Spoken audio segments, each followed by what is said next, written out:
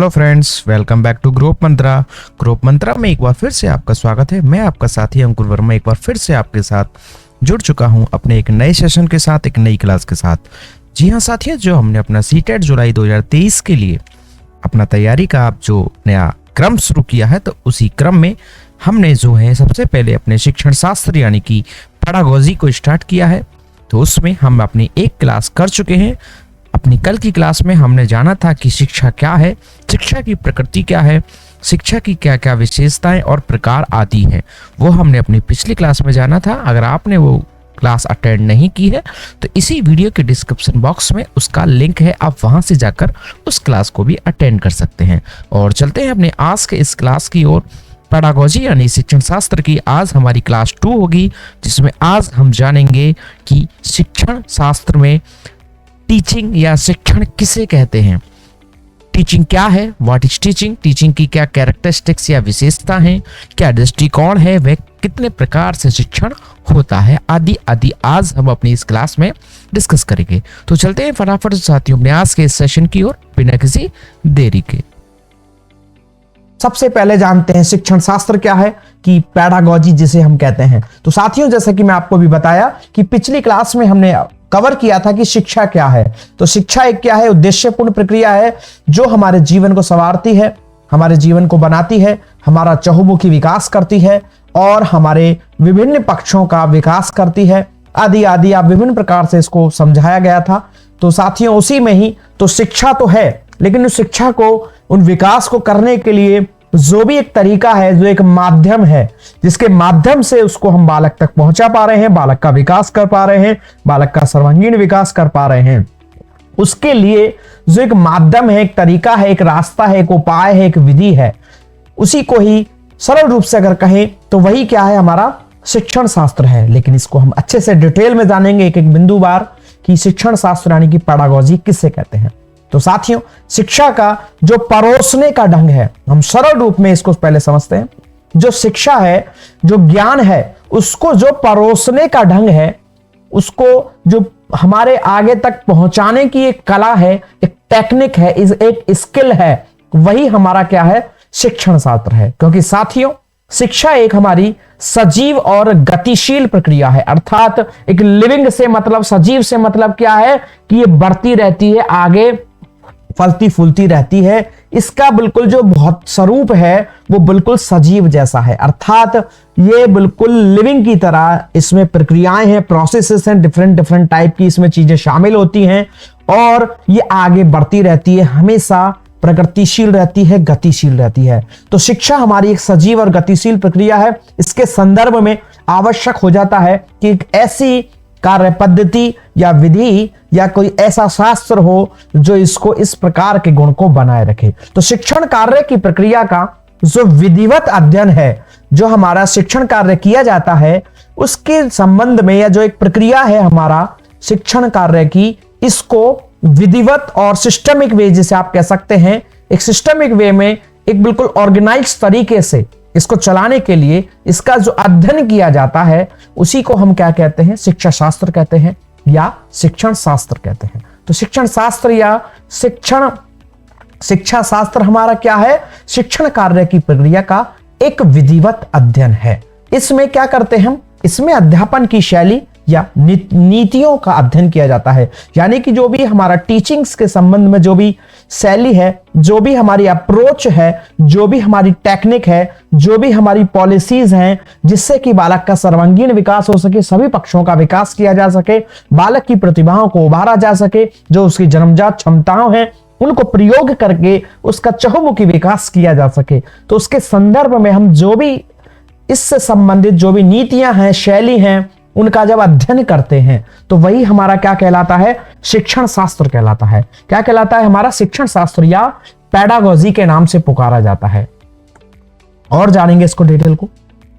शिक्षण अध्यापन करते समय इस बात का ध्यान रखता है, जब शिक्षक एक क्लास में एक अपना अध्ययन जो भी है एज ए अध्यापक जब अध्यापन का कार्य करता है, तो वो इस बात का ध्यान रखता है कि अधिगमकर्ता को अधिक से अधिक समझ में आए। बिल्कुल, जब भी एक शिक्षक एक कक्षा में है या किसी भी प्रकार से अपने छात्र से मुखातिब होता है, उसके साथ अध्यापन कार्य करता है, तो इस बात पर बिल्कुल आवश्यक रूप से बल दिया जाता है कि उसको ज्यादा से ज्यादा चीजें समझ में आए। तो साथियों, ज्ञान तो है हमारे आसपास, बहुत सारी चीजें हैं, लेकिन उसको कम समय में बहुत ज्यादा प्रयास ना करने पड़े और ज्यादा से ज्यादा बच्चा उसको एक्वायर कर सके, ग्रहण कर सके, ऐसी जो हमारी विधियां हैं, तरीका है, वही क्या है, हमारे एक प्रकार से शिक्षण शास्त्र है। क्योंकि हम ऐसा मानते हैं कि जो भी हम करा रहे हैं, बच्चों को उसको ग्रहण करने में ज्यादा कठिनाई ना हो, ज्यादा उसको समय ना लगे, और किसी भी प्रकार से उसको जो बोधगम्यता है वो कहीं पर भी किसी भी प्रकार से वो कम ना हो। इसमें अध्यापक और शिक्षार्थी के मध्य क्या होती है, अंतःक्रिया होती है, और संपूर्ण अंतःक्रिया किसी लक्ष्य की ओर उन्मुख होती है। बिल्कुल शिक्षण क्रिया जो हम कर रहे हैं, हमारे कुछ उद्देश्य होते हैं कि निश्चित हमारा कोई बिंदु है जिसको हमें बालक तक पहुंचाना है, समझाना है। उसको पहुंचाने के लिए हमारा इसका मतलब है कि हमारा एक लक्ष्य हो गया। उस लक्ष्य को प्राप्ति के संदर्भ में जब एक शिक्षक अपने शिक्षार्थियों के साथ अंतःक्रिया करता है या इंटरेक्शन करता है, तो वही क्या कह रहा है कि वही हमारा क्या है, शिक्षण प्रक्रिया चल रही है। और उस शिक्षण प्रक्रिया कैसी होनी चाहिए, इसके संदर्भ में हमें कौन गाइड करता है, तो इसके संदर्भ में हमारे शिक्षण शास्त्र हमें इस बात का ज्ञान उपलब्ध कराता है कि हमें वस्तुओं को, ज्ञान को, जो भी संबंधी समझ है, उसको किस तरीके से बच्चों तक पहुंचाना है। तो शिक्षक और शिक्षार्थी शिक्षा शास्त्र के आधार पर एक दूसरे के व्यक्तित्व से लाभान्वित और प्रभावित होते रहते हैं। बिल्कुल, और यह प्रभाव किसी विशिष्ट दिशा की ओर और स्पष्ट रूप से अभिमुख होता है, अर्थात निश्चित उद्देश्यों की प्राप्ति कराता है, आदि आदि इसमें भाव होते हैं। तो शिक्षण शास्त्र हमने जाना कि अपने ज्ञान को परोसने का एक ढंग, जिसमें क्या हो, बच्चे को कम, शिक्षक को भी बहुत कम एफर्ट लगाने पड़े, कम श्रम, कम मेहनत, और परिणाम अधिक से अधिक हो, बच्चे को ज्यादा से ज्यादा समझ में आए। जब इस प्रकार से हमारी चीजें होती हैं, तो इसके संबंध में जो भी नियम है, नीति है, शास्त्र है, वही क्या है, हमारा शिक्षण शास्त्र कहलाता है। बदलते समय के साथ साथ आप देख रहे हैं कि संपूर्ण शिक्षा कैसी है, गतिशील है। किस प्रकार से इसमें गति में परिवर्तन आ रहा है, व्यक्तिगत विभिन्नताओं में परिवर्तन पाया जा रहा है, सोच समझ, चिंतन, तर्क, इन प्रकार की क्षमताओं में बालकों में अंतर देखे जा रहे हैं। तो उस संदर्भ में कि उसकी गति किस दिशा में हो रही है, कैसे कौन प्रभावित हो रहा है, और इस दिशा का लक्ष्य निर्धारण करना ही क्या है, हमारा शिक्षा शास्त्र का काम है। तो शिक्षा शास्त्र हमारा या शिक्षण शास्त्र हमारा बालक के ज्ञान के संदर्भ में, अधिगम के संदर्भ में, उसकी गति के संदर्भ में, आदि आदि चीजों को प्रभावित करने से संबंधित, बढ़ाने से और उसको प्रभावित होने से संबंधित सभी बिंदुओं पर मुख्य रूप से बिंदु को आकर्षित करता है, उसको स्पष्ट करता है, ताकि कम समय में ज्यादा से ज्यादा लक्ष्यों की प्राप्ति हो सके। क्योंकि शिक्षा क्या है, एक गतिशील प्रक्रिया है। इसके संदर्भ में हम अपने शिक्षण शास्त्र में क्या क्या पढ़ेंगे साथियों। तो शिक्षण शास्त्र के अंतर्गत इस क्लास में तो हम कुछ ही बिंदुओं को करेंगे, क्योंकि एक के बाद एक क्लासेस में कवर करेंगे, लेकिन मुख्य रूप से जो बिंदु हैं पहले उन पर चर्चा कर लेते हैं कि शिक्षण शास्त्र के अंतर्गत हमें किन किन चीजों को जानना आवश्यक है। सबसे पहले हम जानेंगे कि शिक्षण किसे कहते हैं, व्हाट इज टीचिंग। फिर जानेंगे कि शिक्षण के प्रकार क्या है, टाइप्स ऑफ टीचिंग। उसके बाद हमें जानना है कि शिक्षण प्रक्रिया का दृष्टिकोण क्या है, what is the approach of teaching process. फिर जानेंगे शिक्षण सूत्र यानी कि टीचिंग फॉर्मूला या रूल, और उसके बाद शिक्षण के सिद्धांत या प्रिंसिपल ऑफ टीचिंग्स क्या हैं, शिक्षण की विधियां क्या हैं, मेथड ऑफ टीचिंग, शिक्षण के उपागम, टीचिंग अप्रोच एंड सूक्ष्म शिक्षण, और आदि कुछ टॉपिक छोटे छोटे और भी हैं। उन सभी को हम अपने इस शिक्षण शास्त्र के सेशन में डिस्कस करेंगे, इनको डिटेल में समझने का प्रयास करेंगे, जिसके बाद हम अपने एमसीक्यू क्वेश्चंस पर भी चर्चा करेंगे। तो आज के इस शिक्षण शास्त्र के महत्वपूर्ण बिंदु में पहला बिंदु बिल्कुल स्टार्ट करने जा रहे हैं कि व्हाट इज टीचिंग, यानी कि शिक्षण क्या है। तो चलते हैं साथियों, शिक्षण यानी कि टीचिंग जिसे हम कहते हैं इंग्लिश में, तो क्या है। तो शिक्षण का अर्थ है साथियों कि लक्ष्यों को साधते हुए किसी को सिखाना। हर काम के कुछ ना कुछ लक्ष्य होते हैं, उसी प्रकार से हमारे शिक्षा में भी हमारे कुछ निश्चित उद्देश्य होते हैं, लक्ष्य होते हैं। तो उन उद्देश्यों की या लक्ष्यों की हमें प्राप्ति करनी होती है। तो उन लक्ष्यों को साध सकें या उनको भेद सकें या उनकी प्राप्ति हो सके, तो उनकी प्राप्ति के लिए हम जो भी प्रयास कर रहे हैं, जो भी हम माध्यम चुन रहे हैं, वह सभी हमारा क्या है, शिक्षण है। तो किसी को, बच्चे को कुछ भी सिखाना, और क्या लेकर हुए, अपने एम या जो भी हमारा लक्ष्य है उसको ध्यान में रखते हुए जब हम उसको सिखाते हैं तो वह हमारा क्या कहलाता है? शिक्षण कहलाता है, टीचिंग कहलाता है। साथियों, किसी ना किसी विशिष्ट उद्देश्य की प्राप्ति के लिए ही शिक्षण की विभिन्न क्रियाओं का आयोजन किया जाता है। बिल्कुल साथियों, आप जो भी पढ़ रहे हैं, हिंदी, अंग्रेजी, गणित, इन सब के पीछे कुछ अपने उद्देश्य हैं। तर्क शक्ति का विकास करना, ज्ञानात्मक पक्ष का विकास करना, क्रियात्मक पक्षों का विकास करना, भावात्मक पक्षों का विकास करना। एक टॉपिक अप्रोच हमारी अलग बनती है, सब्जेक्टिव अप्रोच हमारी अलग बनती है। आपने सुने होंगे कि किसी भी टॉपिक को जब हम पढ़ाते हैं तो हमारे दो प्रकार के उद्देश्य होते हैं, विशिष्ट उद्देश्य और सामान्य उद्देश्य। जो हमारे सामान्य उद्देश्य होते हैं वो सब्जेक्टिव अप्रोच के होते हैं, और जो हमारे विशिष्ट उद्देश्य होते हैं वो हमारी टॉपिक बेस्ड अप्रोच के होते हैं। तो ये सभी हमारे उद्देश्य होते हैं। तो उन उद्देश्यों की प्राप्ति के लिए जब हम अपनी शिक्षण को, अपनी क्रियाओं को, ऐसी क्रियाओं को करते हैं जिससे कि उन उद्देश्यों की प्राप्ति हो सके, तो उसी को ही शिक्षण के नाम से जाना जाता है या शिक्षण के नाम से पुकारा जाता है। तो साथियों, शिक्षा शब्द से भी तात्पर्य है कि जन्मजात शक्तियों का चहुमुखी विकास करने की प्रक्रिया। बिल्कुल साथियों, जैसा कि मैं कल भी आपको बताया था, अपनी पिछली क्लास में ही बताया था कि शिक्षा शब्द से भी क्या तात्पर्य है। तो बालक में पैदा होने के साथ ही कुछ अपनी जन्मजात शक्तियां होती हैं, कुछ क्षमताएं होती हैं। तो आवश्यकता है कि उनके संदर्भ में एक ऐसा वातावरण, एक ऐसी परिस्थिति उत्पन्न की जाए जिसके माध्यम से बालक अपना चहुमुखी विकास कर सके, ओवरऑल डेवलपमेंट कर सके, अपना भाषात्मक, क्रियात्मक, सामाजिक, नैतिक, शारीरिक, मानसिक सभी प्रकार के पक्षों का विकास कर सके। तो सबके लिए ही हमारा कौन रेस्पॉन्सिबल है? कहीं ना कहीं हमारा इन सभी के पीछे शिक्षण शास्त्र या शिक्षण एक विधि है, प्रक्रिया है, जो हमें इन सभी को प्राप्त करने में महत्वपूर्ण साबित होती है या इसको प्राप्ति में सहायक होती है। साधारण अर्थों में अगर हम समझें कि शिक्षण है क्या, तो शिक्षण जो है वो कक्षा की परिस्थिति में विद्यार्थियों को परामर्श तथा निर्देश देने की प्रक्रिया है। साथियों, वर्तमान समय में शिक्षण को थोड़ा और तरीके से पुकारा गया है। पुराने समय में शिक्षण का मतलब था कि शिक्षक है वो अपनी बात बच्चों को बताएगा और उसको जानना होगा, समझना होगा। लेकिन वर्तमान समय में शिक्षण का मतलब है कि शिक्षक जो है अब विद्यार्थियों को क्या करता है?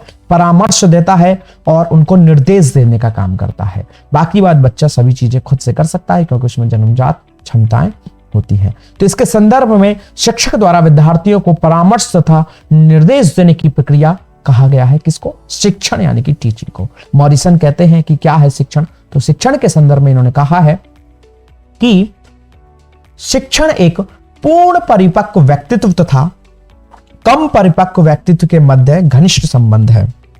यानी कि इनका कहने का मतलब है कि शिक्षक जो है वो एक परिपक्व व्यक्तित्व है और बच्चा जो है, बालक जो है, वो एक कम परिपक्व व्यक्तित्व है। अर्थात ज्ञान के संबंध में या जो निश्चित बिंदु जिन पर चर्चा की जा रही है उसके संबंध में एक व्यक्ति परिपक्व है और एक व्यक्ति कम परिपक्व है। तो उनके मध्य जब एक संबंध प्रकट होता है, एक चीजें, प्रक्रिया होती हैं, तो उसी को ही क्या कहा है? इन्होंने शिक्षण कहा है। जिसमें क्या होता है? जिसमें कम परिपक्व व्यक्तित्व को शैक्षिक क्षेत्र में अग्रसर किया जाता है। तो ये मॉरिसन कहते हैं कि शिक्षण क्या है? एक उच्च या अधिक परिपक्व व्यक्तित्व द्वारा एक कम परिपक्व व्यक्तित्व के संबंध में एक संबंध है जिसमें कम परिपक्व व्यक्तित्व को शैक्षिक क्षेत्र में अग्रसर या आगे बढ़ाया जाता है। इसी के संदर्भ में क्लार्क क्या कहते हैं, इनकी भी बात को जानेंगे।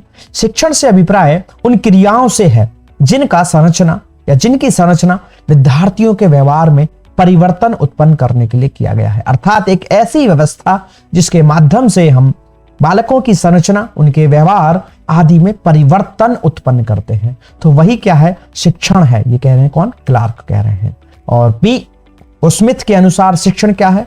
तो इनके अनुसार शिक्षण एक ऐसी प्रक्रिया है जिसमें अधिगम उत्पन्न कराया जाता है, यानी कि सीखने से संबंधित, व्यवहार परिवर्तन से संबंधित क्रियाएं की जाती हैं अकॉर्डिंग टू बी स्मिथ। शिक्षण क्या है? एक ऐसी प्रक्रिया है जिसमें अधिगम उपलब्ध कराया जाता है या उत्पन्न कराया जाता है। जानेंगे साथियों कि हमारे अधिगम की विशेषताएं क्या हैं या प्रकृति क्या है। कैरेक्टरिस्टिक्स ऑफ टीचिंग क्या है, यानी कि शिक्षण की विशेषताएं क्या हैं। शिक्षण के संदर्भ में और डिटेल हो जाएगा इसके माध्यम से, अब इसको जानेंगे क्योंकि इसमें से हमारे कुछ क्वेश्चंस भी बन जाते हैं कई बार। तो चलते हैं साथियों, जानेंगे शिक्षण की विशेषताएं, कैरेक्टरिस्टिक्स ऑफ टीचिंग। पहला है शिक्षण एक सउद्देश्यपूर्ण प्रक्रिया है। बिल्कुल साथियों, शिक्षण जो है इसके संदर्भ में हमारे कुछ निश्चित उद्देश्य होते हैं, जिनकी प्राप्ति करने के लिए ही इस प्रक्रिया को अपनाया जाता है। तो हमारे जीवन में हर एक काम को करने के पीछे कुछ मोटिव्स होते हैं, कुछ उद्देश्य होते हैं, कुछ लक्ष्य होते हैं। तो शिक्षा भी हमारा ग्रहण करने के पीछे हमारे विभिन्न प्रकार के उद्देश्य हैं। तो उन उद्देश्यों की प्राप्ति करने के लिए ही एक शिक्षण प्रक्रिया को हम शामिल करते हैं या प्रयोग करते हैं। अर्थात शिक्षण क्या हुआ, हमारा एक सह उद्देश्यपूर्ण प्रक्रिया हुई। अर्थात ये हमारी कुछ निश्चित चुनिंदा उद्देश्य और लक्ष्यों को भी प्राप्त करने में सहायता करती है या उनको प्राप्त करने में हमारे लिए होती है। और इसके माध्यम से हम अपने विशिष्ट प्रकार के भी, सामान्य प्रकार के भी या विभिन्न प्रकार के लक्ष्यों की प्राप्ति करते हैं। कुछ प्रत्यक्ष रूप से हमें कुछ उद्देश्यों की प्राप्ति होती है तथा साथ ही कुछ उद्देश्यों की प्राप्ति हमें अप्रत्यक्ष रूप से भी होती है। तो शिक्षण याद रखेंगे साथियों कि एक उद्देश्यपूर्ण प्रक्रिया है। बिल्कुल साथियों, बिल्कुल सही बात है ये। अगला है शिक्षण एक सामाजिक प्रक्रिया है या इसको कह सकते हैं कि शिक्षण एक अंत्यक्रिया है। बिल्कुल साथियों, शिक्षण सिर्फ ऐसा नहीं है कि हम सिर्फ इसको विद्यालय में ही प्राप्त करते हैं। जब हम अपने आसपास किसी भी व्यक्ति के साथ इंटरेक्शन करते हैं, अंत्यक्रिया करते हैं, या अपने समाज में आसपास खेल कूद के माध्यम से, अपने परिवेश में, वातावरण में, आस पड़ोस में, माता पिता, कहीं पर भी जब हम लोगों के साथ अंत्यक्रिया करते हैं, तो जब हम अपने आसपास किसी से भी कर रहे हैं तो एक प्रकार से वो सामाजिक प्रक्रिया हुई। तो कहीं ना कहीं समाज में आसपास के लोगों के साथ जब हम इंटरेक्शन करते हैं, अंत्यक्रिया करते हैं, तो वहां भी हमारा क्या हो रहा है, शिक्षण हो रहा है। तो अर्थात शिक्षण एक सामाजिक प्रक्रिया भी है और यह एक अंत्यक्रिया है, या शिक्षण हमारी एक सामाजिक प्रक्रिया के अंतर्गत अंत्यक्रिया के माध्यम भी होती है, के माध्यम से भी होती है। तो शिक्षण याद रखेंगे एक सामाजिक प्रक्रिया माना गया है इसको, और यह एक अंत्यक्रिया मानी गई है। किसके साथ? हमारे समाज, हमारे वातावरण और आसपास इस सभी लोगों के साथ जब हम इंटरेक्शन करते हैं तो वह भी क्या है, हमारा शिक्षण ही है। अगला है शिक्षण एक भाषाई प्रक्रिया है। बिल्कुल साथियों, शिक्षा के संदर्भ में हम जो भी चीजें कर रहे हैं, ग्रहण करने के लिए हम अपनी बात आप तक पहुंचाना चाह रहे हैं या शिक्षक आप तक अपनी बात पहुंचाना चाह रहा है, कुछ भी हो, लेकिन इसमें एक भाषाई प्रक्रिया शामिल होती है। शब्दों का, चिन्हों का, प्रतीकों का कहीं ना कहीं इसमें समावेशन है। तो शिक्षण एक भाषाई प्रक्रिया है। निश्चित तौर पर इसमें हम अपनी भाषा को शामिल करते हैं। विभिन्न प्रकार से हम अपने आसपास अपने धर्म को समझ रहे हैं, संस्कृति को समझ रहे हैं, समाज को समझ रहे हैं, किसी भी प्रकार की क्रियाएं कर रहे हैं, इंटरेक्शन कर रहे हैं, अपने भावों का आदान प्रदान कर रहे हैं, ज्ञान को समझा रहे हैं, उपलब्ध करा रहे हैं। इन सभी चीजों में हमारी भाषा मुख्य रूप से शामिल होती है। अर्थात हम दूसरे शब्दों में यह कह सकते हैं कि शिक्षण एक भाषाई प्रक्रिया है, या भाषाई प्रक्रिया भी हमारी क्या है, शिक्षण ही है, क्योंकि सीखने के संदर्भ में हमारी भाषा का महत्वपूर्ण स्थान है। और भाषा के हम जानते हैं विभिन्न प्रकार है, सांकेतिक भी हो सकता है, मौखिक भी हो सकता है, लिखित भी हो सकता है। लेकिन ओवरऑल आप किसी भी प्रकार से कोई भी प्रक्रिया कर रहे हैं शिक्षण संबंधी, तो उसमें भाषा हमारी निश्चित रूप से शामिल होती है। अर्थात शिक्षण एक भाषाई प्रक्रिया है। अगला है शिक्षण को कला व विज्ञान है। बिल्कुल साथियों, शिक्षण को कला व विज्ञान भी कहा गया है, क्योंकि एक कला है, एक चीजों को परोसने का एक ढंग है जो हर व्यक्ति को आसानी से नहीं आता। ये कुछ एक ऐसी कला है कि चीजों को किस तरीके से परोसा जाए, उसका एक ढंग है, और ये एक अलग ही बिल्कुल प्रकार है। ये हर किसी व्यक्ति को संबंध में नहीं आता।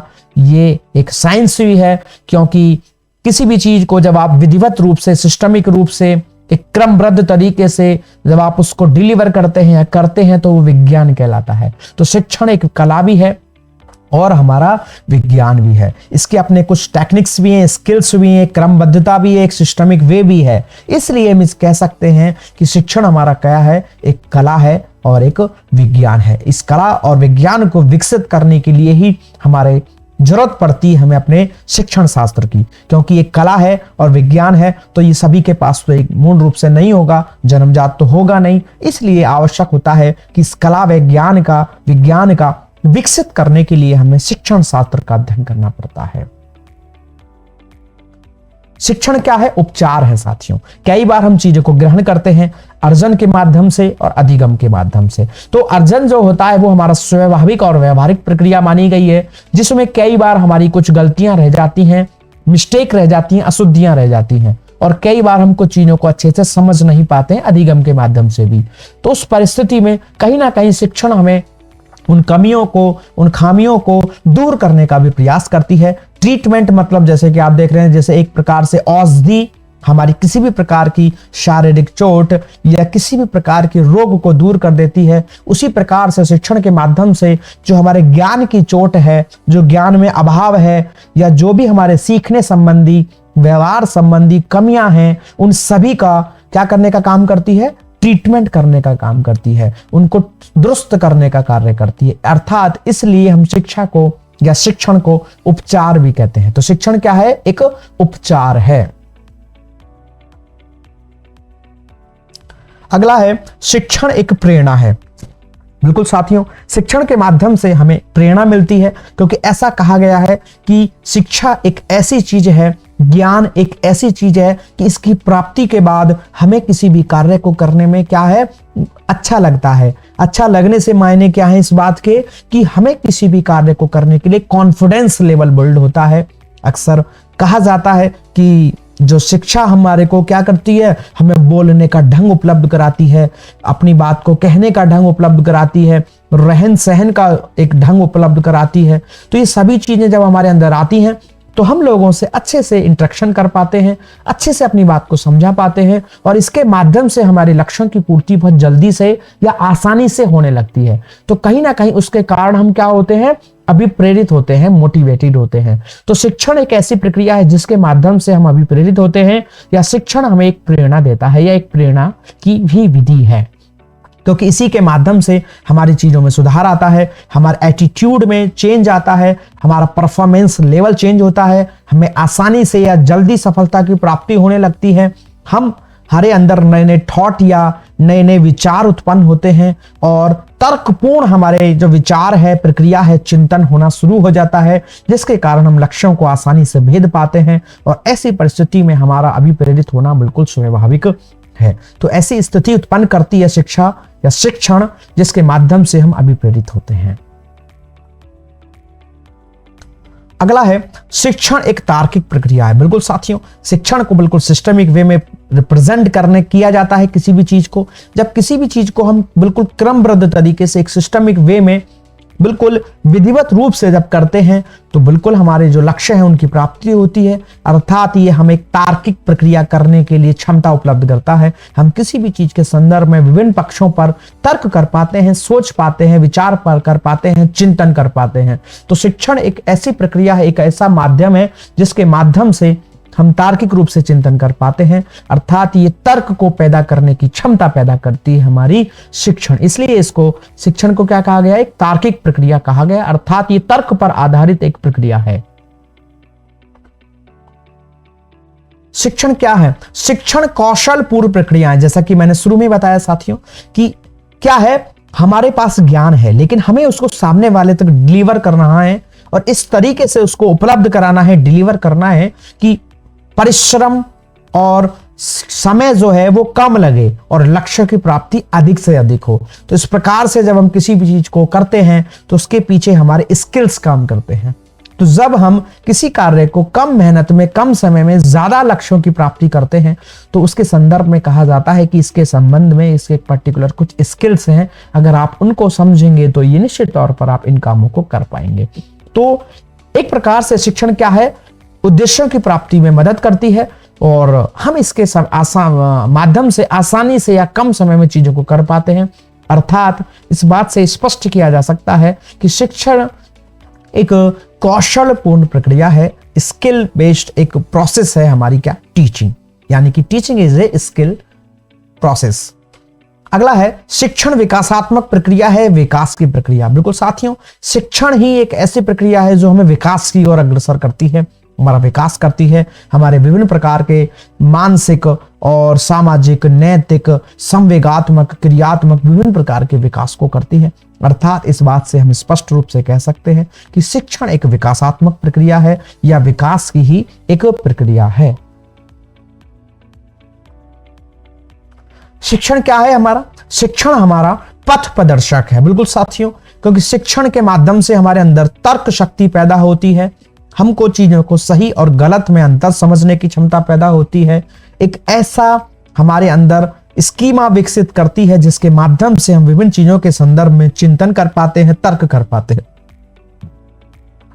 और जब हम किसी भी चीज के संदर्भ में तर्क कर पाते हैं तो आसानी से हम अपनी आने वाली परिस्थितियों में सही और गलत में से सही का चुनाव कर पाते हैं और सटीक अपना फैसला ले पाते हैं या आसानी से अपना जो भी समस्या समाधान की प्रक्रिया है उसको कर पाते हैं। अर्थात ये हमें डिसीजन मेकिंग में, अपने समस्या समाधान में, विभिन्न प्रकार की क्रियाओं में क्या करती है, हमें एज ए गाइडेंस के रूप में मदद करती है, हमें सही रास्ता दिखलाने में मदद करती है। तो शिक्षण क्या है? एक पथ प्रदर्शक की क्रिया है। जब शिक्षक कर रहा है तो इससे बच्चों को सही रास्ता दिखा पा रहा है और बच्चों को इसको ग्रहण करने के बाद इस विधियों के, इन तरीकों के माध्यम से सटीक जानकारी कम समय में आसानी से उपलब्ध करने में सुलभता होती है, आसानी होती है। शिक्षण कार्य ज्ञान में विकास करना। बिल्कुल साथियों, टीचिंग का मेन ऑब्जेक्टिव है कि आपके ज्ञान में वृद्धि हो, विकास हो, क्योंकि फिर यही आगे चलकर आपके विभिन्न प्रकार के पक्षों का विकास करता है। क्योंकि सर्वप्रथम हमारे चीजों में, शिक्षण के संदर्भ में पहले तो ज्ञान का ही निर्माण होता है। क्योंकि बीएस ब्लूम ने भी कहा है अपने ज्ञानात्मक पक्ष के संदर्भ में, कॉग्निटिव जो हमारे उनके नॉर्म्स हैं उसमें कहा है कि ज्ञान, बोध, अनुप्रयोग, विश्लेषण, संश्लेषण और मूल्यांकन। सर्वप्रथम हमारे अंदर ज्ञान का विकास होगा, उसके बाद हमारे अंदर उससे संबंधित बोध यानी कि अंडरस्टैंडिंग आएगी, फिर हम उसको प्रयोग कर पाते हैं, फिर हमारे अंदर उससे संबंधित उस चीज को एनालिसिस करने की क्षमता पैदा होती है, फिर उसके आधार पर हम उसको संश्लेषण करते हुए नई चीजों का निर्माण कर सकते हैं और सबसे अंत में हमारे अंदर उससे संबंधित मूल्यांकन करने की भी क्षमता पैदा होती है। तो शिक्षण कार्य में ज्ञान में विकास करना तो मुख्यतः है ही है और इसी के आधार पर ही हमारी आगे सभी प्रकार की चीजें भी विकसित हो पाती हैं। फिर ये हमारी क्रियात्मक रूप से और भावात्मक रूप से भी हमको विकसित करती है। तो शिक्षण कार्य ज्ञान में विकास करना भी है। शिक्षण जो है वो हमारा औपचारिक रूप से भी होता है और अनौपचारिक रूप से भी माना गया है। अर्थात शिक्षण हमारी औपचारिक व अनौपचारिक प्रक्रिया है। औपचारिक का मतलब हमें अपनी पिछली क्लास में जाना था। अगर आपने उस क्लास को अटेंड नहीं किया तो इसी वीडियो के कोने में आपको लिंक आ रहा है, कॉर्नर में, राइट कॉर्नर में आप देखेंगे तो यहाँ लिंक आ रहा है, आप जाकर के उस क्लास को अटेंड कर लीजिए। वहां आप औपचारिक और अनौपचारिक शिक्षा को बिल्कुल डिटेल में समझाया गया है, वहां से जाकर के इसको पढ़ सकते हैं। लेकिन छोटा सा शॉर्ट में यहाँ समझ लेंगे कि शिक्षण को औपचारिक व अनौपचारिक प्रक्रिया क्यों कहा गया है।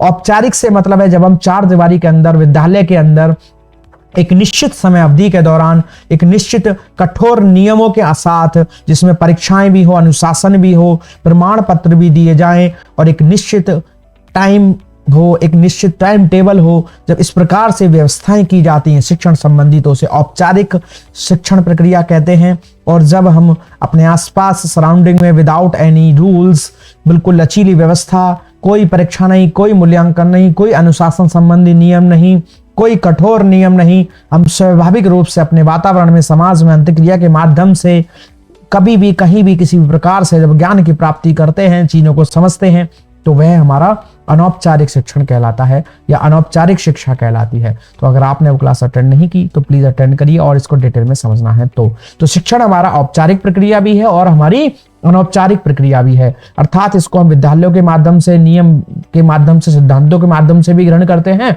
और इसको व्यवहारिक रूप से भी ग्रहण किया जा सकता है या इस प्रक्रिया को किया जा सकता है।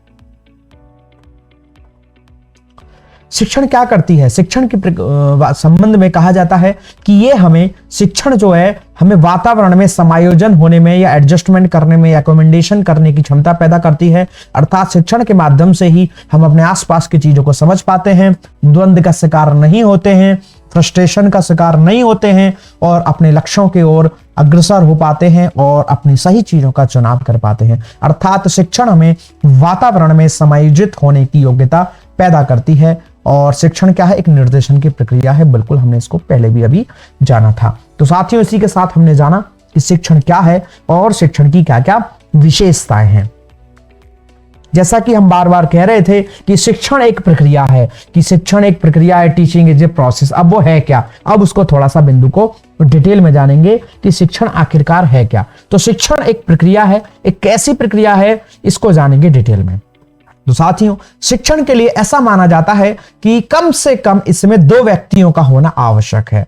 There is a 2 person needed for this process. इस शिक्षण प्रक्रिया के लिए, टीचिंग के लिए कम से कम 2 तत्वों का, 2 घटकों का या 2 चरों का होना आवश्यक है, जिसमें कि हमारा शिक्षण चल सके। लेकिन साथियों, ये भी हमारी जो कॉन्सेप्ट है इसको पुराना माना गया है अब। लेकिन अब वर्तमान समय में इसके संदर्भ में जो ऐसा माना जाता है कि शिक्षण के संदर्भ में अब 3 आधारभूत चर या तत्व या घटक माने गए हैं। पुराने समय में इसको द्विमुखी माना गया था शिक्षण प्रक्रिया को, लेकिन वर्तमान समय में इसके संदर्भ में इसको त्रिमुखी प्रक्रिया या ट्राइपोलर प्रोसेस माना गया है, जिसमें हमारे 3 तत्व या घटक होते हैं।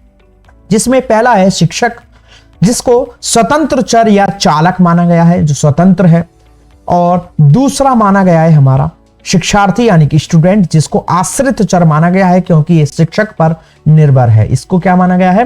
परतंत्र माना गया है, जो दूसरों पर निर्भर है। और तीसरा है क्योंकि शिक्षक और शिक्षार्थी भी कब तक इंटरेक्शन करेंगे, उसके लिए कुछ ना कुछ तो होना चाहिए, तो उसके संदर्भ में शामिल किया गया है पाठ्यक्रम को या कैरिकुलम को, जिसको शिक्षण प्रक्रिया के अंतर्गत मध्यस्थ चर या हस्तक्षेपी चर के रूप में माना गया है। तो शिक्षण एक प्रक्रिया है, इसमें कम से कम 2 व्यक्ति का होना आवश्यक है, यह बात बिल्कुल ठीक है। व्यक्तियों के संदर्भ में तो 2 ही होंगे, लेकिन फिर भी इस संकल्पना को पुराना माना गया है, बेकार माना गया है, या अब इसको वर्तमान में स्वीकार नहीं किया जाता है। वर्तमान के संदर्भ में, वर्तमान को अगर देखें तो शिक्षण के संदर्भ में 3 आधारभूत तत्वों को माना गया है, शिक्षक, शिक्षार्थी तथा पाठ्यक्रम। इनको भी डिटेल में समझेंगे किस किस प्रकार से कैसे इनको माना गया है। तो पहले हम जानेंगे कि 3 जो हमारे चर हैं वो किस प्रकार से हैं। तो पहला शिक्षक, दूसरा शिक्षार्थी, तीसरा पाठ्यक्रम। शिक्षक को मैंने बताया कि स्वतंत्र चर माना गया है, इंडिपेंडेंट है, ये चालक है। और शिक्षार्थी को आश्रित चर माना गया है, जो कि शिक्षक पर निर्भर है कहीं ना कहीं, यानी कि परतंत्र है। और तीसरा है हमारा पाठ्यक्रम, जिसको हमारा कैरिकुलम कहते हैं, और ये हमारा एक मध्यस्थ चर या मिडवल टर्म है, जो दोनों को कनेक्टिंग करने का काम करता है, अर्थात इसे हस्तक्षेपी भी कहा जाता है। अब हम जानते हैं कि जो हमारी शिक्षण प्रक्रिया है उसके दृष्टिकोण क्या है, मतलब क्या क्या अप्रोचेस रही हैं टीचिंग प्रोसेस के संदर्भ में कि शिक्षण किस प्रकार से है। तो बिल्कुल अर्ली या शुरुआत के समय से हम इसको समझेंगे कि शिक्षण प्रक्रिया का दृष्टिकोण क्या है। इसके संदर्भ में अगर हम बात करें तो पुराने समय में ऐसा माना गया था, जिसमें एडम्स महोदय ने कहा था कि शिक्षण क्या है, कि शिक्षण एक द्विमुखी या बाइपोलर प्रोसेस है। बिल्कुल साथियों, अगर पूछा जाता है कि द्विमुखी प्रक्रिया शिक्षण को किसने कहा है या शिक्षण को बाइपोलर प्रोसेस किसने कहा है, तो इसमें उत्तर होगा एडम्स महोदय। एडम्स ने कहा कि शिक्षण जो है वो एक द्विमुखी प्रक्रिया है, एक बाइपोलर प्रोसेस है, जिसमें शिक्षक और शिक्षार्थी को इन्होंने जोड़ा है। इन्होंने कहा है कि शिक्षण जो है वो शिक्षक और शिक्षार्थी के बीच एक अंतःक्रिया का ही परिणाम है, एक प्रोसेस है जिसमें शिक्षक और शिक्षार्थी इंटरेक्शन करते हैं, अंतःक्रिया करते हैं। तो बाइपोलर प्रोसेस कहा है हमारे एडम्स ने। क्या कहा है एडम्स ने? कि शिक्षण जो है हमारा एक बाइपोलर प्रोसेस है, यह एक द्विमुखी प्रक्रिया है। वहीं अगर हम बात करें भारतीय वैदिक दर्शन की या गुरुकुल प्रणाली की या प्राचीन जो हमारी शिक्षा व्यवस्था थी, उसके आधार पर अगर हम बात करें तो वहां पर भी शिक्षा को हमारा द्विमुखी या बाइपोलर प्रक्रिया माना गया है, बाइपोलर प्रोसेस माना गया है। अगर पूछा जाए कि बाइपोलर, तो या तो एक में से एडम्स को दिया जाएगा खाली, या खाली वैदिक दर्शन से संबंधित होगा, एकदम दोनों ऑप्शन को नहीं देगा। तो जो हमारा भारतीय वैदिक दर्शन है या जो गुरुकुल प्रणाली है, इसके अनुसार भी शिक्षण को ही क्या माना गया है? द्विमुखी प्रक्रिया माना गया है, बाइपोलर प्रोसेस माना गया है, जिसमें इनके अनुसार भी शिक्षक यानी कि गुरु बोला जाता था उस समय, तो गुरु और शिष्य के बीच का ही एक प्रोसेस मानी गई है, इंटरेक्शन प्रोसेस मानी गई है। अकॉर्डिंग टू वैदिक दर्शन या गुरुकुल प्रणाली, शिक्षण क्या है? एक द्विमुखी प्रक्रिया है, जिसमें गुरु और शिष्य के बीच की एक अंतःक्रिया बताया गया है। लेकिन वहीं हम बात करें वर्तमान समय की, तो वर्तमान समय में जो शिक्षण है उसको त्रिमुखी या ट्राइपोलर प्रोसेस माना गया है। लेकिन ट्राइपोलर के संदर्भ में भी विभिन्न प्रकार के मत हैं, 2 प्रकार के मत हैं। पहले जानेंगे बीएस ब्लूम का। तो बीएस ब्लूम कहते हैं कि शिक्षा क्या है? एक ट्राइपोलर प्रोसेस है, अर्थात ये शिक्षक और शिक्षार्थी के बीच में नहीं हो सकती। इसके संदर्भ में कुछ तीसरी वस्तु को भी इन्होंने जोड़ा है, और उसके संदर्भ में इन्होंने तीसरे को जोड़ा है, पाठ्यक्रम को, कैरिकुलम को।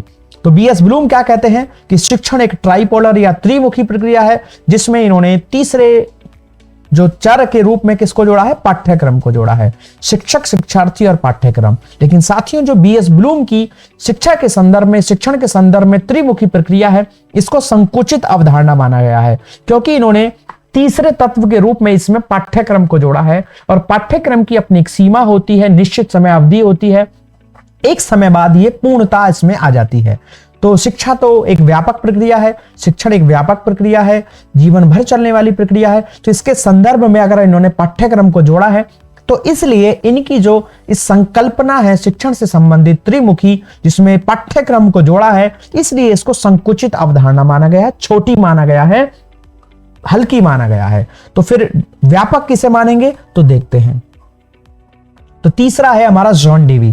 तो जॉन डेवी ने भी हमारे शिक्षण को त्रिमुखी प्रक्रिया ही माना है, लेकिन इन्होंने शिक्षक, शिक्षार्थी के बाद तीसरे स्थान पर तीसरे तत्व के रूप में समाज को जोड़ा है। और समाज एक ऐसा तत्व है जो कभी भी समाप्त नहीं होता, समाज का कोई निश्चित आकार स्वरूप नहीं होता, तो ये जीवन भर संपूर्णता वाली बात समाज से जुड़ती है। इसलिए जॉन डेवी के अनुसार जो शिक्षण को त्रिमुखी प्रक्रिया माना गया है, इसको एक व्यापक अवधारणा के रूप में माना जाता है, क्योंकि इन्होंने तीसरे जो पक्ष को जोड़ा है इसमें, या तीसरे जो तत्व को जोड़ा है वो समाज को जोड़ा है। इसलिए जॉन डेवी के अनुसार भी शिक्षण जो है हमारी त्रिमुखी प्रक्रिया है, लेकिन इसको एक व्यापक अवधारणा के रूप में जाना जाता है। तो एक बार पिछला और देख लेते हैं। तो हमारे बीएस ब्लूम ने भी ट्राइपोलर एजुकेशन को कहा है कि एजुकेशन जो है, जो टीचिंग जो है वो ट्राइपोलर है, लेकिन उसमें उन्होंने तीसरे स्थान पर पाठ्यक्रम को जोड़ा है, इसलिए इसको संकुचित अवधारणा के रूप में जाना जाता है। और वही हमारे जॉन डेवी ने तीसरे स्थान पर समाज को जोड़ा है, और इसलिए ही इसको क्या कहा गया, व्यापक अवधारणा कहा है। लेकिन जॉन डेवी और हमारे बीएस ब्लूम दोनों ने ही शिक्षण को त्रिमुखी प्रक्रिया कहा है। इस बात को अच्छे से ध्यान रखना है। एक ने पाठ्यक्रम को कहा है तो एक ने समाज को जोड़ा है, इसलिए एक संकुचित हो गया तो एक व्यापक अवधारणा हमारी कहलाती है। इसी के साथ साथियों अब हम जानेंगे शिक्षण के प्रकार क्या हैं, टाइप्स ऑफ टीचिंग क्या हैं। तो चलते हैं फटाफट से। शिक्षण संरचना के आधार पर जो हमारी जो टीचिंग स्ट्रक्चर है उसके आधार पर अगर हम चर्चा करें तो कि हमारे शिक्षण के प्रकार क्या हैं, तो शिक्षण संरचना के आधार पर शिक्षण के प्रकार हमारे तीन होते हैं। सॉरी, ये दो लिख गया है, तीन होते हैं, जिसमें पहला है वर्णात्मक शिक्षण, लिखे हुए तो तीन ही हैं, बस दो लिख गया है। तो वर्णात्मक शिक्षण, दूसरा है निदानात्मक शिक्षण, और तीसरा है उपचारात्मक शिक्षण। साथियों, पहला तो वर्णात्मक शिक्षण, डिस्क्रिप्टिव टीचिंग बहुत कम पूछा जाता है, लेकिन आपके सेकंड और third diagnostic teaching and remedial teaching बहुत पूछा जाता है आपके एग्जाम में। तो इसको डिटेल में अच्छे से जानेंगे साथियों, बिना किसी भी कोई कमजोरी छोड़े हुए। तो समझते हैं इसको डिटेल में। शिक्षण संरचना के आधार पर जो हमारे शिक्षण के प्रकार है उसमें पहला जानते हैं वर्णात्मक शिक्षण किसे कहते हैं, डिस्क्रिप्टिव टीचिंग किसे कहते हैं। What is descriptive teaching? तो वर्णात्मक विधि से मतलब क्या है? तो साथियों, वर्णनात्मक विधि से अभिप्राय इस बात से है कि किसी भी विषय के वर्णन से है। जब हम किसी भी विषय के संदर्भ में उसको ब्रॉड करते हैं, व्याख्या करते हैं, समझाते हैं, उसके विभिन्न पक्षों के संबंधित हम अपनी चीजों को प्रकट करते हैं, व्याख्या करते हैं, तो वह हमारा वर्णनात्मक शिक्षण या डिस्क्रिप्टिव टीचिंग कहलाती है। इसमें बालकों की कल्पना शक्ति का विकास किया जाता है, लेकिन इसमें एक बात मानी जाती है कि कहीं ना कहीं इसमें मुख्य रूप से शिक्षक जो है वही सक्रिय रहता है, बालक या कम सक्रिय रहता है या सक्रिय नहीं रहता है। इस बच्चे इसमें रुचि ले भी सकते हैं अथवा नहीं भी। अर्थात जो हमारा वर्णनात्मक शिक्षण है, जो वर्णन से संबंधित है, वो हमारा एक पक्षीय शिक्षण माना जाता है। तो वर्णनात्मक शिक्षण किसे कहते हैं साथियों? तो वर्णनात्मक शिक्षण से अभिप्राय है किसी भी विषय के वर्णन के संबंध में वर्णन से, एक्सप्लेनेशन से है, व्याख्या से है। इसमें बालकों की कल्पना शक्ति का विकास किया जाता है, लेकिन इसमें मुख्य रूप से शिक्षक हमारा सक्रिय रहता है और बालक कहीं ना कहीं काफी हद तक निष्क्रिय रहता है। अर्थात इसमें बच्चे रुचि ले भी सकते हैं अथवा नहीं भी। और कंक्लूडिव रूप से हम कह सकते हैं कि यह जो हमारा शिक्षण का तरीका है, इसे एक पक्षीय माना गया है। एक पक्षीय से मतलब सिर्फ एक ही पक्ष इसमें मौजूद है, बाकी पक्षों को इसमें बहुत ज्यादा वैल्यू नहीं मिल पा रही है।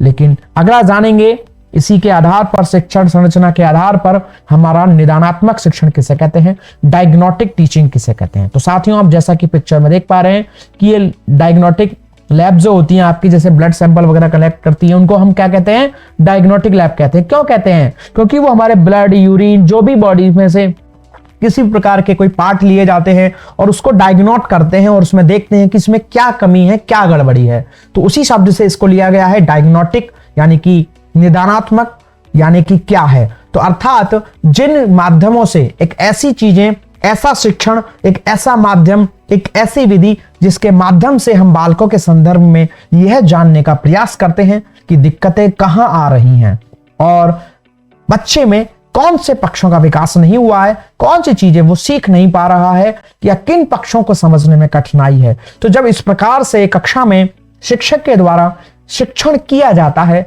तो उसी शिक्षण व्यवस्था को, उस शिक्षण के प्रकार को, उसी शिक्षण प्रोसेस को ही क्या कहा गया है? निदानात्मक शिक्षण कहा गया है, डायग्नोस्टिक टीचिंग कहा गया है। निदानात्मक जो हमारा शिक्षण है, इसका मूल रूप से उद्देश्य बस यही होता है कि बच्चे कितना सीख पा रहे हैं, कहां नहीं सीख पा रहे हैं, किन चीजों को सीखने में कठिनाई हो रही है और कहां कहां पर बच्चा किन किन प्रकार की चीजों को सीखने में कठिनाई महसूस कर रहा है। तो जब हम इस प्रकार की चीजों को निकालने के लिए, जानने के लिए जब शिक्षण किया जाता है तो उसी शिक्षण को ही क्या कहा जाता है? निदानात्मक शिक्षण कहा जाता है, डायग्नोस्टिक टीचिंग कहा जाता है।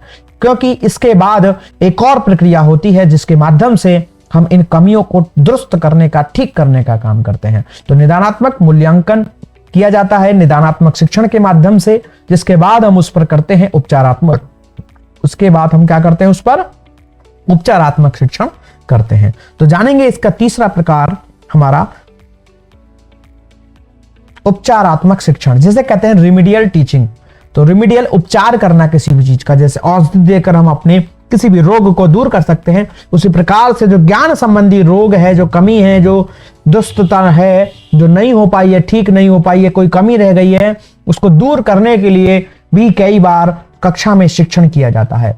तो जब हम उपचारात्मक शिक्षण करते हैं तो हम फिर उसका या निदानात्मक मूल्यांकन करते हैं, तो उसके बाद जो है हमारा, सॉरी साथियों, उपचारात्मक शिक्षण जो है वो हमारा कब किया जाता है? जब हम किसी भी चीज का, बालक का निदानात्मक शिक्षण के माध्यम से जब हम उसका निदानात्मक मूल्यांकन कर लेते हैं तो उसके बाद किया जाता है उपचारात्मक शिक्षण। क्या किया जाता है?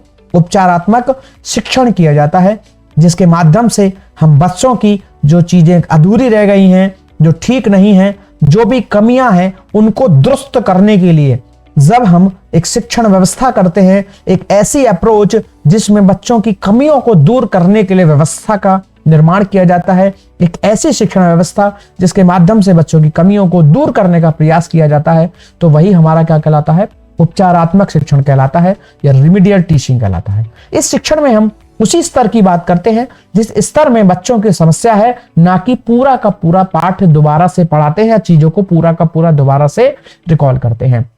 तो उपचारात्मक शिक्षण एक ऐसा शिक्षण है, एक ऐसी शिक्षण व्यवस्था है जो कि हमारे निदानात्मक शिक्षण के तत्पश्चात की जाती है, जिसमें हमारे उन्हीं पक्षों पर विशेष बल दिया जाता है जिन पक्षों में बालकों को कठिनाइयां हैं, समस्या हैं, या जिन चीजों को करने में बालकों को दिक्कत हो रही है। तो जब उनसे संबंधित उन चीजों को दुरुस्त करने के लिए उन पर उपचार किया जा रहा है शिक्षण के माध्यम से, तो वही हमारा क्या कहलाता है? उपचारात्मक शिक्षण कहलाता है। तो साथियों, हमने इसमें जाना कि शिक्षण संरचना के आधार पर हमारे शिक्षण कितने प्रकार हैं।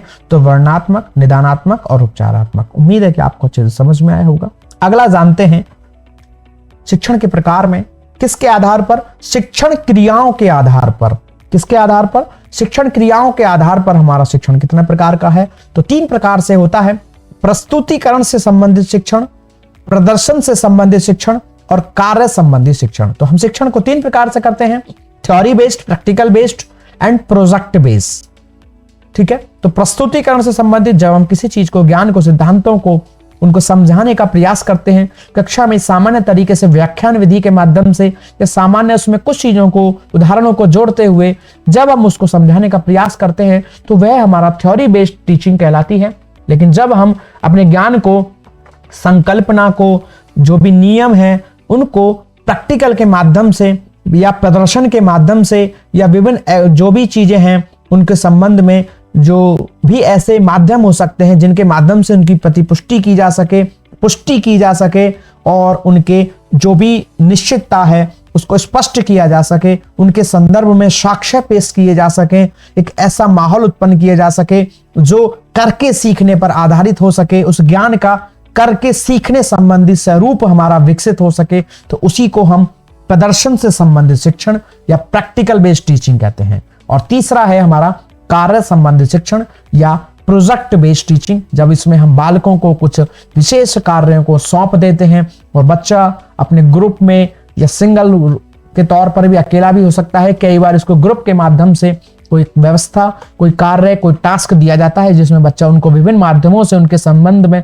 विभिन्न प्रकार की जानकारियों को उपलब्ध करता है और उनके साथ अंतर संबंध स्थापित करते हुए उनके संबंध में अपने निष्कर्ष निकालता है। और कई बार वो शिक्षक से सहायता भी ले सकता है और एज ए मेंटर उसको सपोर्ट लेते हुए अपनी एक नई चीज का निर्माण करता है, ज्ञान का एक जो है निर्माण करता है, परिकल्पना विकसित करता है। तो ऐसी जो हमारी शिक्षण व्यवस्था है, पद्धति है, तरीका है, उसको हम प्रोजेक्ट बेस्ड टीचिंग कहते हैं। तो शिक्षण क्रियाओं के आधार पर 3 प्रकार से किया जाता है, theory based, practical based and project based. और अगला जानेंगे हम साथियों, शिक्षण स्तर के आधार पर हमारा क्या है प्रकार शिक्षण के। तो स्मृति स्तर के आधार पर, बौद्धिक स्तर के आधार पर होता है और चिंतन स्तर के आधार पर। कई बार हम कैसे शिक्षण करते हैं, स्मृति के आधार पर, यानी कि जो आपका पूर्व ज्ञान है उसके आधार पर भी शिक्षण कराया जाता है। पुरानी चीजों को कनेक्ट करते हुए नई चीजों को समझाने के संदर्भ में जब प्रयास किया जाता है तो वो शिक्षण का स्मृति स्तर के आधार पर शिक्षण कहलाता है। और दूसरा है बौद्धिक स्तर, जो आपकी मानसिक क्षमताएं जैसे तर्क करने की क्षमता, स्मृति, विस्मृति, विभिन्न प्रकार की और भी हमारे अंदर क्षमता है, समायोजन की क्षमता है।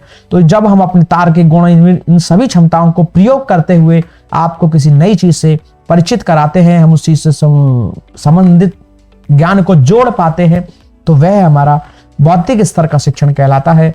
और तीसरा है चिंतन स्तर, जब इसमें विभिन्न प्रकार की स्थितियों को उपलब्ध करा करके अधूरा छोड़ दिया जाता है और बच्चा अपने आप से स्वयं से विभिन्न प्रकार से उनके उत्तरों को खोजते हुए उनके तर्कों को स्मृति और बौद्धिक स्तर के आधार पर शामिल करते हुए उनको हल करने का, उनको सुलझाने का प्रयास करता है, तो वह हमारा चिंतन स्तर के आधार पर शिक्षण कहलाता है। तो साथियों, आज की क्लास में हमने जाना कि हमारा शिक्षण क्या है, शिक्षण शास्त्र किसे कहते हैं। तो शिक्षण शास्त्र के अंतर्गत मैंने बताया कि शिक्षण क्या है, शिक्षण के प्रकार क्या हैं और शिक्षण के हमारे प्रक्रिया का दृष्टिकोण क्या है। तो साथियों, इससे आगे की चीजें हम अपनी अगली क्लास में जानेंगे, क्योंकि क्लास बहुत थोड़ी बड़ी हो जाती है तो फिर थोड़ा सा समस्या रहती है। तो अगली क्लास में हम जानेंगे कि हमारे शिक्षण सूत्र क्या हैं, शिक्षण के सिद्धांत क्या हैं और शिक्षण विधियां आदि जो भी कुछ है। अपना पोर्शन लगभग 4 से 5 क्लास में हम अपना शिक्षण शास्त्र को थ्योरेटिकल पोर्शन को कंप्लीट करेंगे, उसके बाद आगे एमसीक्यू सीरीज करेंगे।